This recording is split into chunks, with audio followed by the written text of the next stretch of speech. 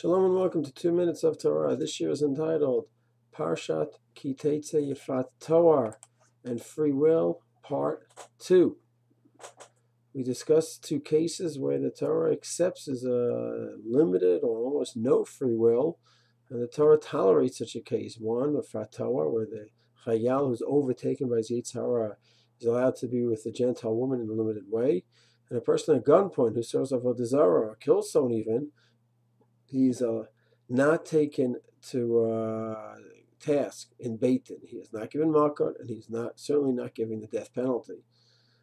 We said that it's certain times something is more than a desire, and it's not simply a typical case of free will where we have a desire and we have the ability to overcome the desire. In the psyche, it's registered as a need. Continuing the topic, what is a case of an addict? Chas v'shalom, a person is an addict. He's addicted to drugs, and he wants to stop, and he just cannot stop. And unless he has a program, let's say meetings, 90 meetings in 90 days, 12 steps program, a mentor, a therapist, if he doesn't have all that in motion, he simply cannot overcome it.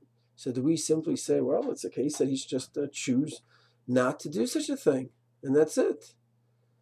Or do we say that no, for an addict, it registers as a need in his psyche, and it's not a typical case of free will where he should simply will it to stop and overcome the desire. So he wants to take the drug right now, he wants to take the drink right now, and it's a desire, so too.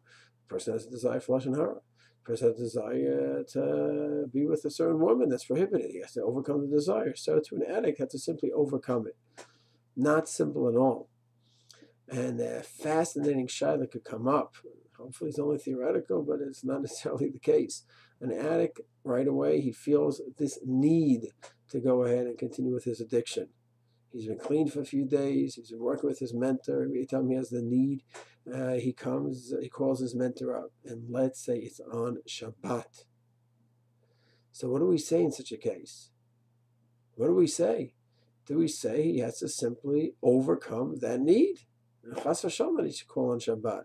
Or do we say that no, this is not a typical case of free will? And this is actually a case of sakanas nefashos, because the next time he takes the drink or he shoots him up with his drugs, it might be his last time. He might die and be in a downward spiral, and it'd be finished.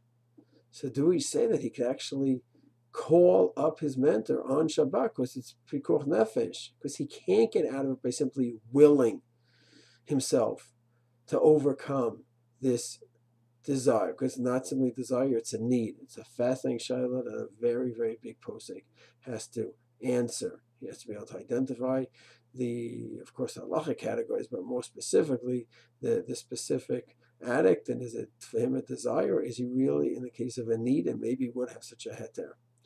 Continuing with this topic, it really is an important issue for all of us, even if we don't have the extreme cases, the three ones that we mentioned, the Yefat Toar, or the person at gunpoint, or the addict, to really dig deep into our psyches, and to always have in our mind's eye the topic of desire versus need. Sometimes we go ahead and we have certain demands of a spouse.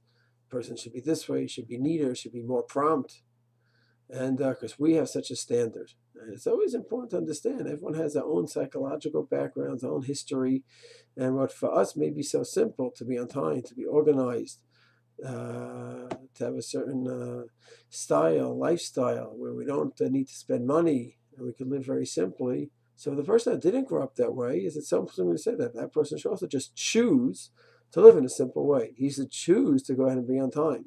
He should choose to be totally masudar. Maybe for you and your psyche, that's totally a simple thing, where you have a desire maybe to be messy, and you overcome that. You have a desire to be late, and you overcome it. Maybe for the other person, a spouse, a child, whoever it may be, maybe for that person, it's not simply a desire versus free will. It's a whole different package there. Maybe for that person, in this certain point in his or her life, it's more of almost of a need to act in a certain way, and to just overcome it. You can't just will it.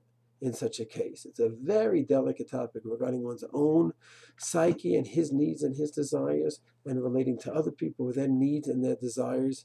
And it's a topic that really requires a lot of analysis, a lot of objectivity, and a lot of soul searching. Shalom.